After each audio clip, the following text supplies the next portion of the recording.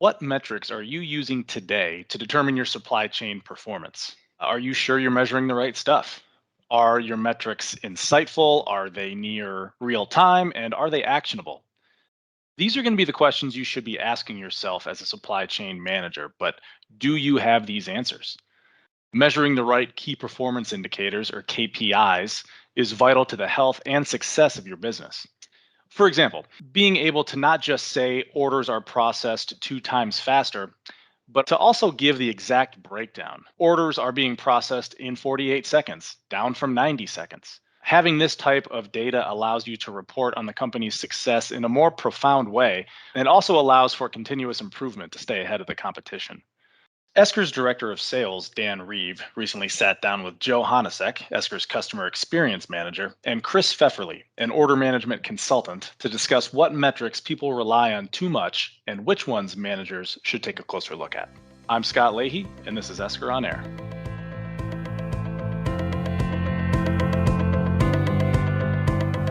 So folks, thanks very much for joining us.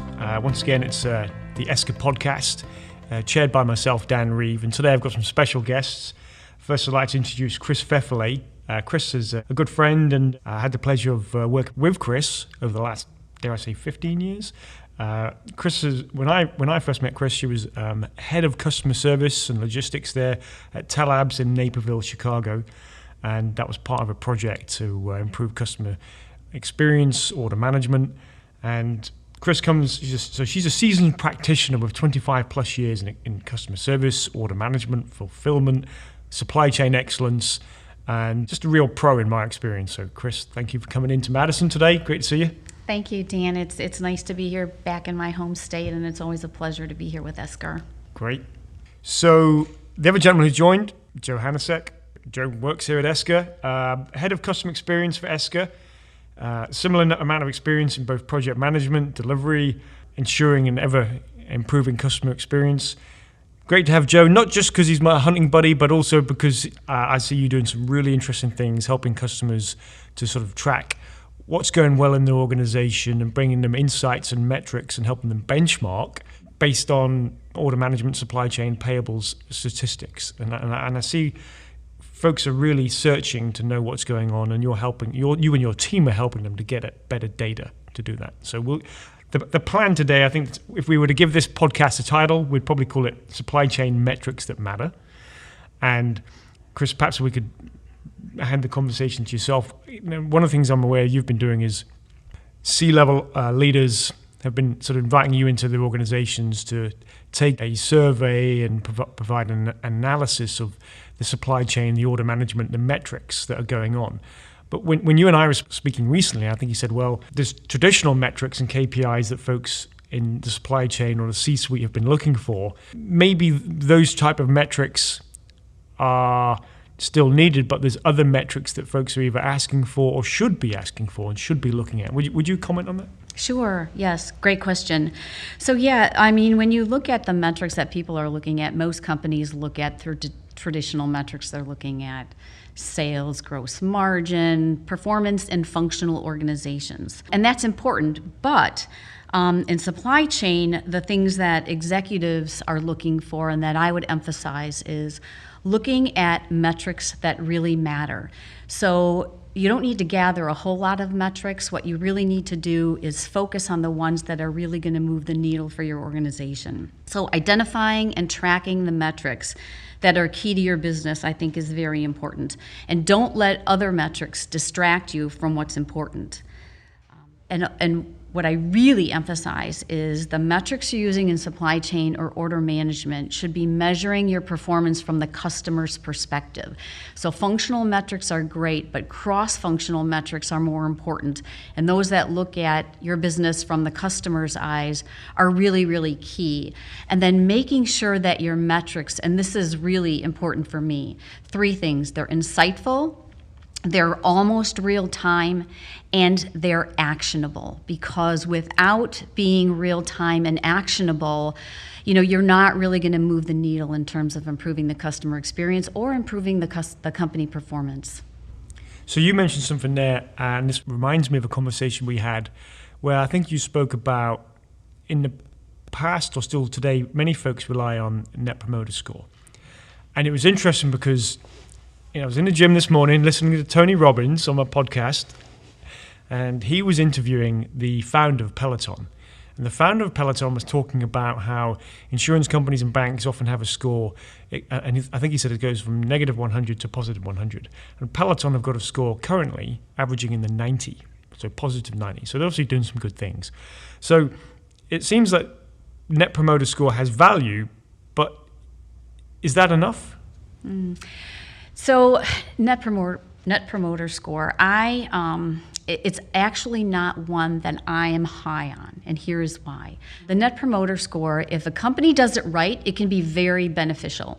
But most companies just ask the question, how likely are you to recommend our company, our products, our services, et cetera? Yeah, exactly. Yeah, and without follow-up questions that are real-time, insightful, and actionable, it's just a piece of data that gets used within the organization by different functional organizations for different reasons.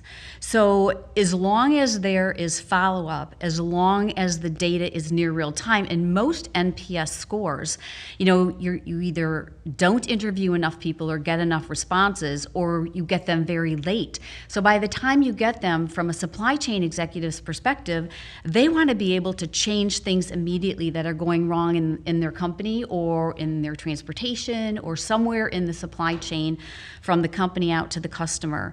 And the NPS score for me, just doesn't cut it. I think there are other much more valuable metrics that companies should be looking at that really help you understand the customer's experience with the company. So I'm going to come back to you on that if I may. Sure. Joe, you've obviously here at Esker, both internally and with thousands of customers, run surveys, and you've looked at Net Promoter Score. And I think sometimes you two have said things like, we kind of expected that. Net Promoter Score is just telling us what we thought would be the case. So what's your view on Net Promoter Score? What are you doing to track sort of the customer engagement and areas where we can improve, or helping our customers when they survey their customers? Yeah, we do use Net Promoter Score as a metric, but I don't disagree with anything Chris said related to it. What we do when we do survey is we include Net Promoter Score as part of a larger packet of survey questions, and it's always the first question in that survey packet, so that if we only get the answer to one question in the survey, at least we have some idea of customer loyalty to Esker, which is really what the Net Promoter Score is telling us. But it's really the other data and the other questions that gives us that immediacy and gives us that actionable feedback that we can make adjustments on based on how customers are answering those questions. And so we tend to send the surveys that have the NPS questions in them immediately after some sort of customer interaction with Esker, because that gives us that live data, it gives it timeliness, and allows us to take action or corrective measures if there's something wrong in a way that has influence. Chris, you were talking about other metrics. Would you expand on that?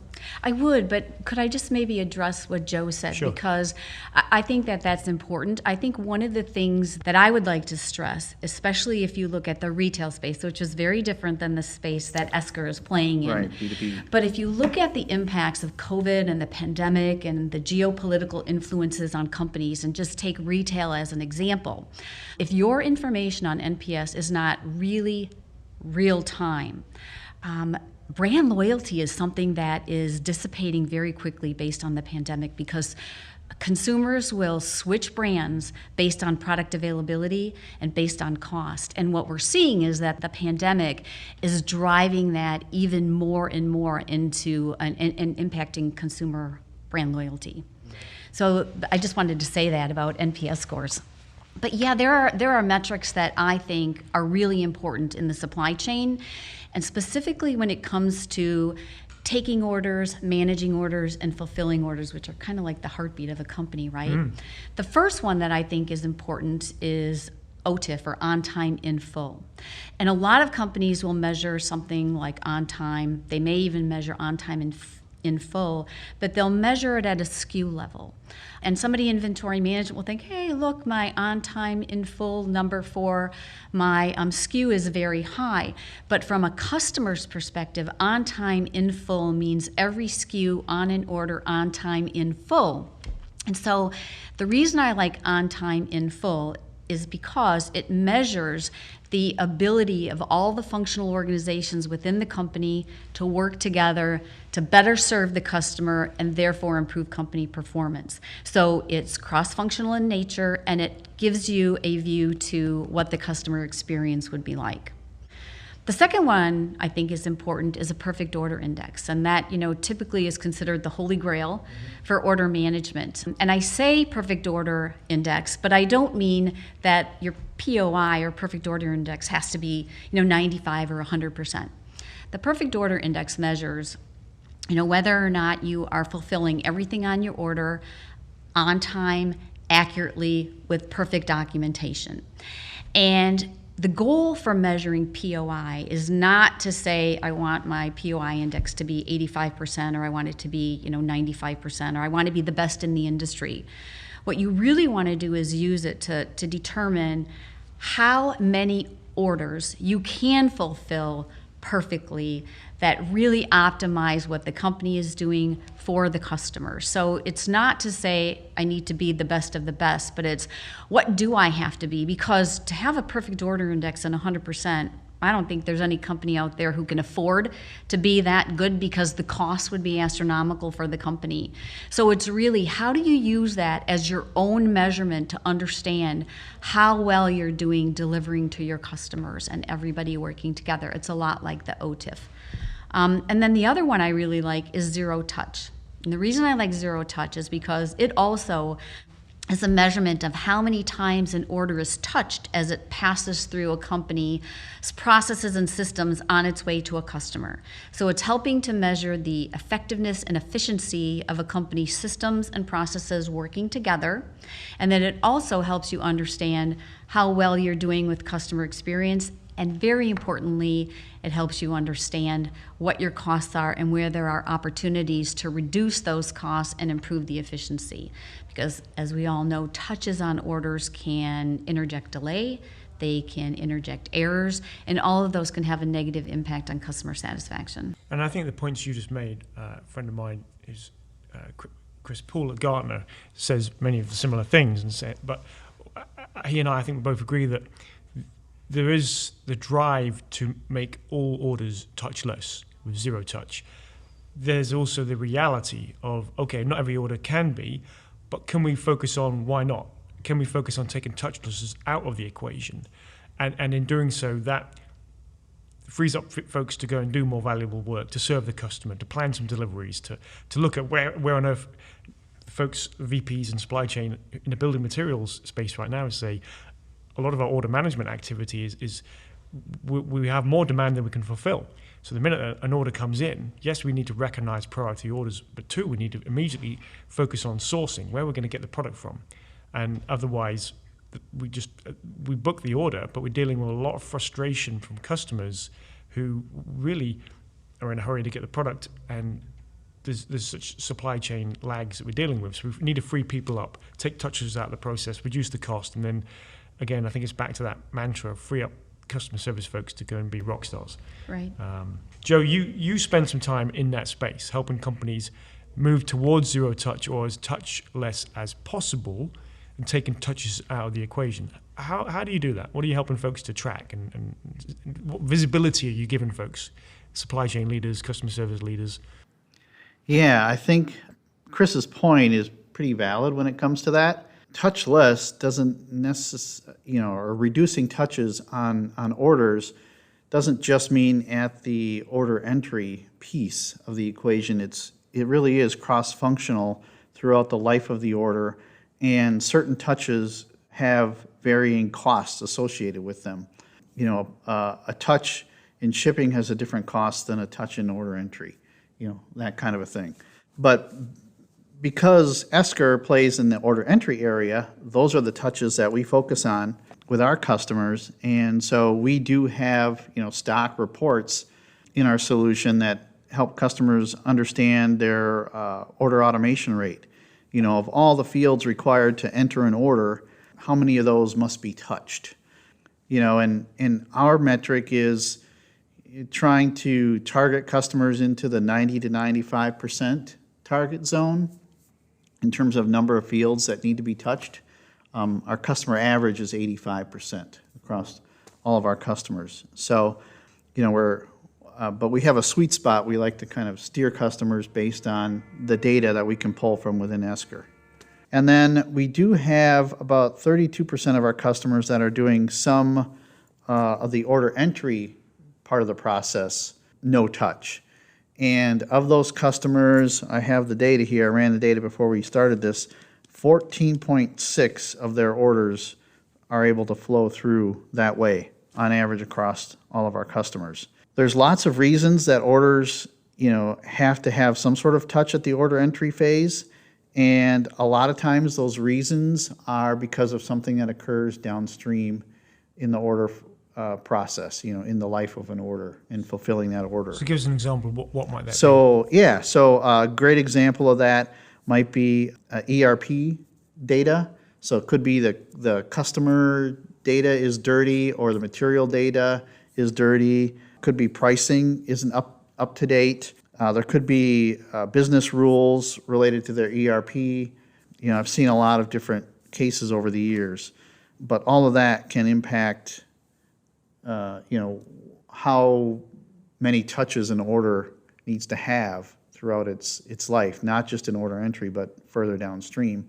And things downstream and upstream can impact, any given step in that process as well. So Chris is absolutely right when she talked about cross-functional at the top of the podcast. That's really important to get all those teams together, singing from the same hymnal. Right. I agree, because one organization upstream can turn a dial or the order to the left, and then it goes to the next phase and someone turns it to the right, and before you know it, it's just getting twisted all around within the company. We see that actually, yes. And there are many places along the order's life, from order capture to order management to fulfillment to delivery, and then beyond when a customer wants to return an order. So there are so many ways that an order can be touched beyond order capture. And so it's important for companies. One of the things that I do or we do in the consulting world is to look at all of those order touches throughout kind of a company's current or as-is process, identify where those order touches take place, understand why they take place, because they're technically a pain point within the organization that needs to be eradicated. So you kind of do this as-is analysis of where all those touch points are occurring, and then you work to eliminate them. And then you just keep that cycle going on throughout the company so that you're ultimately mitigating order touches and reducing the cost and improving the throughput of the order, and ultimately improving the customer's experience. And you've done that, and you've seen that, and you've helped companies to get a true picture of what's going on, and then you've helped them transform to be in a better place. What are you seeing that customer service, what does that mean for customer service and supply chain? I'm wondering, how does that success then show up either for the customer, for the organization, or for the customer service reps themselves? I have perhaps a few anecdotes to share, but are there things that you've seen, and I know you've delivered technology and improved processes yourself. Right. Would you speak a little to what does that mean for the different folks? Sure. Well, the more you can automate, whether it's at order capture or throughout the processes, the less work there is for customer service, and the more you can improve supply chain performance. So it's not just all around the order, but it's around the entire company's cross-functional organizations working together, looking at the right metrics to improve delivery, whether it's a product or a service to a customer. So the more you can do that, the less drag, if you will, on customer service. So they can actually work on much more proactive things, or work much more expeditiously on resolving customer issues. Right. So, I think it's very important for people to understand that as you improve these processes, as you reduce order touches, as you improve your performance, the customer service organization, then can morph into something beyond just, handling customer issues. Right. Well, actually, what you just said, it reminded me to the last time we were in Arizona for the Gartner annual event, and there's a supply chain event, and I remember they talked about in the future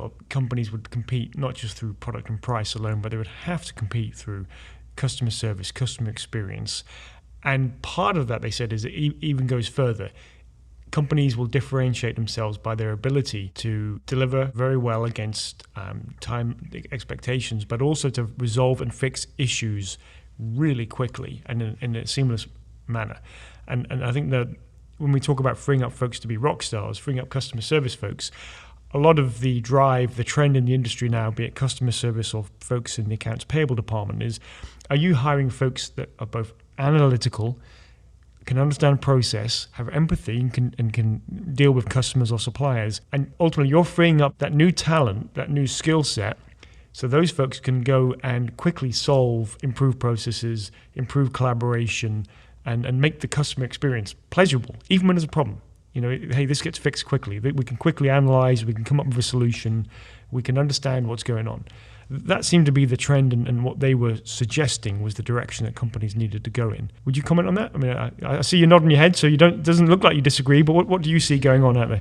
I would agree completely. So customer experience is a huge area of focus right now, and I really believe that the pandemic and the geopolitical influences and all of the stress that's coming onto supply chains really puts emphasis on customer experience. Yes, there are certain things that are table stakes, like product availability and pricing and, capabilities of those products. But where companies will really excel will be in the customer experience area. And that is why so many companies are struggling to understand, how do we do this? And unfortunately, what happens is, when they're hiring for a customer service organization, they're not hiring people with 30 years experience. They're hiring, younger, less skilled employees. And what they really need to do is turn that around and upskill those employees so that they can begin to work on much more value-added services and capabilities than just, like I said, responding to customer issues.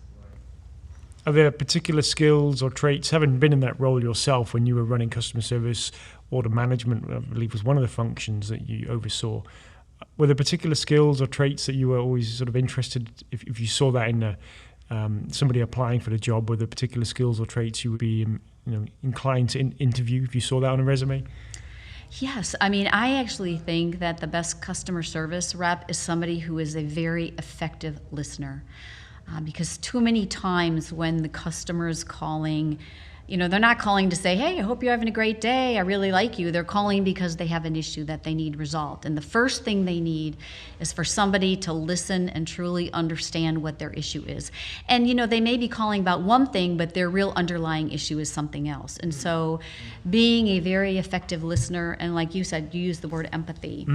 I think that's very important as well, is to be able to understand, rather than to just go through my list of, when a customer calls in, here's my 4 steps I need to go through, regardless of what, they're saying to me on the phone. Right. That I think is the most important skill of all. Well, I think if you don't do that, you end up, we've all been there, I just want you to understand me and listen to me, and do you get me? That's the fundamental drive. And maybe when companies focus on that, okay, now we can talk about how we're going to fix it or what went wrong. We talked about KPIs, we talked about Net Promoter Score. Are there other metrics or KPIs or best practices that you would, for the supply chain leaders, the digital leaders, finance leaders who are listening in today, are there other top tips or suggestions that you would make? Well, my answer today would be very different than my answer perhaps a year and a half ago. And I think it's all being driven by what's taking place in the business world today. So business today is being done very differently in terms of how business is done and where business is done. A lot of that really driven by the pandemic and all of the other things that are resulting from a pandemic such as this. So, when you look at what supply chain leaders that I'm seeing, so this is just from my perspective, what I'm seeing a focus on is supply chain disruptions. How do we manage the supply chain disruptions, whether it's around ordering, product availability, delivery? What can we do about disruptions? What can we do about capacity constraints? What can we do about consumer expectations? Because right now, brand loyalty, especially in like retail, CPG, I'm sure this is not such an issue in banking, not such an issue in like aerospace. But for any industry that's kind of in this retail consumer facing area, brand loyalty is something that is going to be very hard to maintain based on availability of product, availability of services. So companies really need to be focused on innovation, and that's what supply chain executives are worried about, is how do we innovate quickly in this time when so much is happening and we need to be able to anticipate all these different needs. And so innovation, I think, is one of the things they're very focused on, and that's an area where companies like Esker can really shine. And I can follow you. I know you guys are doing fairly well, and that's probably because if you look at what's happening in the industry today, people need to know how to do things better, faster, smarter. And speed to making decisions and speed to getting things done. You want it to be a choice, not an outcome. I mean, business leaders want that to be a choice they make. They don't want to be, kind of on the back end of things, being just experiencing things. They want to go out and drive things. And so there are a number of those factors that supply chain leaders are concerned about and looking at. And so therefore, any metrics that involve being able to understand volatility, performance, impact on the customer, what can we do to innovate? And I know you didn't ask this question, but one of those things that is very important, and it's tied to metrics, is benchmarking, anticipating and understanding what's going to happen out there, not today, but what's going to be happening a month down the road or 2 months down the road, because innovation is happening at a very fast pace. I mean, we look at what's happening today, and 10 times the digital interventions or innovations are happening since we started the pandemic. And you look at what happens in spaces that nobody expects, right? Like the largest taxi service, Uber, doesn't own a single vehicle. The largest accommodation provider, Airbnb, doesn't own a single piece of real estate. The largest media content, Facebook, doesn't own it, doesn't create any media. So their executives are very concerned about what this rapid pace is doing to their performance. And in order to understand their performance, they have to be focused on the right metrics. Yeah, to kind of dovetail onto that, you talked about earlier kind of the perfect order index, and that that metric is important. One of the pieces to that metric is something we've been working with a lot of customers on, and that's the order cycle time, which is really important because there's really no visibility about the order, about the demand, until that order is in the ERP. That's when the organization has visibility to everything. So a lot of our customers have been focused on that order cycle time. How long from the time I receive the order until that order is entered in the ERP, so I have all of my data, going forward, and all of the things that need to happen, in manufacturing and in order fulfillment and in supply, and all the way up the chain to raw materials ordering and so forth. So a lot of impacts on that, and we've been working with our customers to kind of help them, see what that order cycle time is and show them where where we see bottlenecks that can improve that order cycle time, which is definitely a component for your POI. Joe, that's an excellent point, because when people talk about metrics, a lot of times they're talking about a particular number, and numbers are great. Let's use credit holds, for example, because you talked about, in the ordering space. So credit holds. So, I processed 35 credit holds today. Wow, that's good. No, not necessarily. What the executive team wants to know is, how quickly did you process those credit holds? Did you process 35 of them, but it took you a week to get all 35 of those done? So, kind of gets that speed thing I was talking about. Today, it's so important to be very efficient and effective at the same time. So I love cycle time metrics as well, because they really focus on what's important, which is finding a problem and resolving the problem very expeditiously. Not just, oh wow, I did 35, and that's a good number because I got all those done. So cycle times, whether it's order processing, whether it's fulfillment cycle times, whether it's credit hold cycle times, cycle time I think is real important. I'm glad you brought that up. You mentioned something there. So you mentioned credit holds. When we think about order to cash, many leaders today are thinking about a more holistic cycle, thinking about let's bring on customers. And the pandemic made many organizations have to pay closer scrutiny into what's the credit risk or what's the current credit situation with the organizations we deal with. And that's an ever-evolving need. For example, are we dealing with are we supplying materials to the restaurant industry? Well, some of these restaurants may be in a tough situation. Some will be financially secure, some may not. And we may need to change either the amount of credit we give them or the terms and conditions. So we see folks thinking more holistically about, okay, we need to do credit scoring, bring alerts so we know that we may need to change how we engage with that customer, through to processing the order, fulfilling, delivering the invoice, applying the cash. And of course, I think you almost hinted on it there. What about deductions? What about getting those resolved across the cross-functional department? Because there's so many different departments who are involved or need to be engaged to figure out, is this credit, is this deduction fair, on time? Should we honor this, or do we need to challenge this? In your experience, were I wonder to what extent were your teams engaged in both, other than order management, were your teams having to spend as much time on credit checking and then clearing deductions, etc.? Is that a new phenomenon, or has that become more of the role for the customer service rep today? Excellent question. So yes, there is a huge focus on deductions, because for certain industries like CPG, you're talking about any given time tens of millions of dollars in deductions that need to be reconciled. So there is a huge focus in kind of the order to cash stream to take it all the way to the end until you've closed out every deduction, when you've managed every return, when all the money, the cash is settled.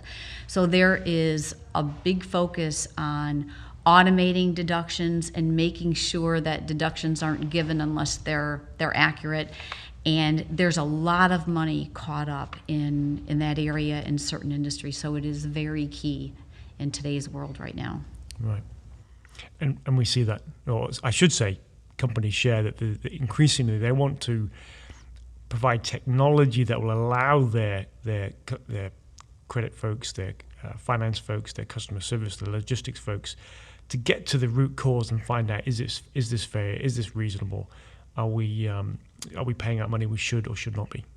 Let me ask you this, Chris. So, having spent years in the industry providing leadership, both customer service, fulfillment, logistics, etc., what are you doing now? So I understand you've today you have your own organization and you offer consulting advice and insights to the executive teams so they can better understand what's going on and how they can improve. How they, I believe, to what you've talked about, how they can stay ahead of the curve and compete. So what are the reasons folks turn to you? What are the type of services you provide organizations who may be listening to this today? Yeah, sure. So a lot of it is around the order management processes, because that's kind of an area right now where a lot of people are taking a look at.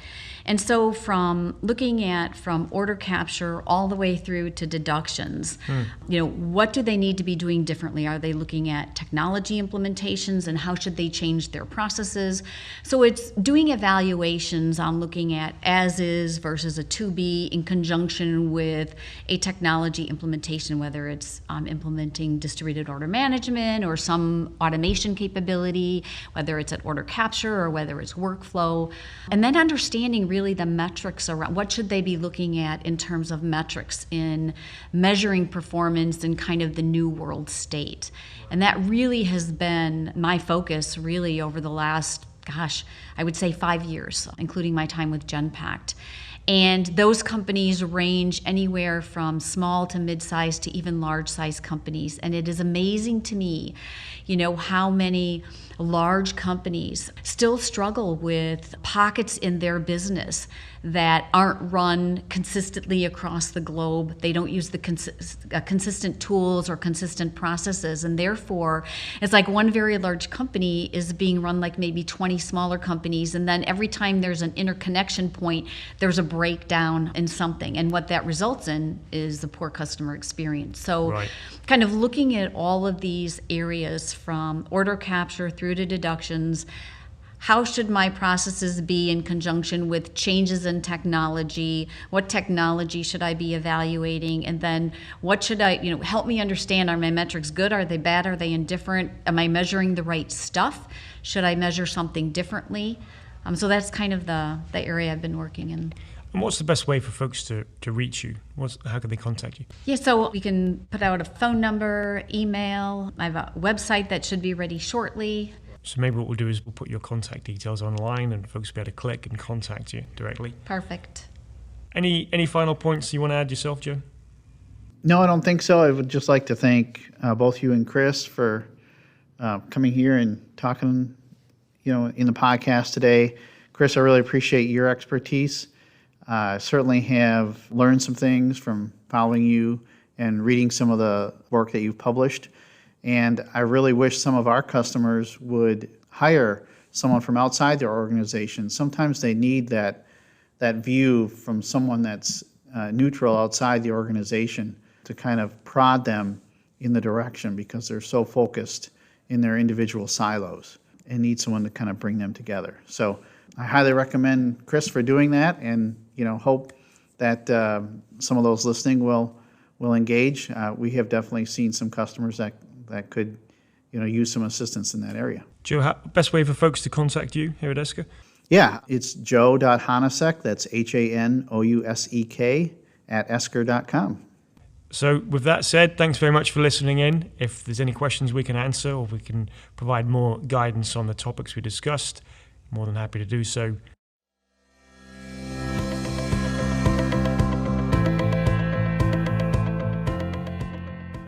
Well, thank you to Dan, Joe, and Chris for being our guests today. If you have any questions or are interested in learning more about what metrics you should use as KPIs, you can find contact information in the show notes. But as always, if you are interested in learning more about Esker, you can find us at esker.com. Thanks for tuning in today, and we'll talk to you next time.